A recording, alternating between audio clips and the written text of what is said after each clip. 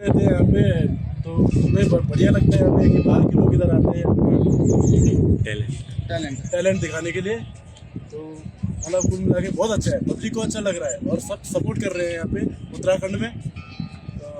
केदार बाबा का यहाँ पे देख रहे हो केदारनाथ का मंदिर है यहाँ पे, ये केदार बाबा का मंदिर यहाँ पे है और सामने भैरवनाथ है हमारे जो यहाँ के क्षेत्रपाल है।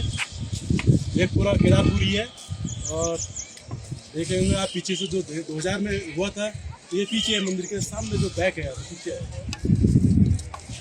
और ये पीछे आपको वासी की ताल है जो भोलेनाथ जी के गले में सर्प है, इनका स्थान आगे पीछे जहाँ वासी की ताल के नाम से जाना जाता है।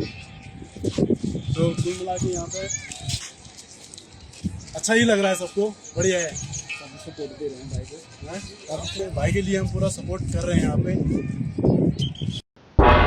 तुम्ही पळतात गोंयकारपण, गोंयकारांचो गोंयकारा खातीर।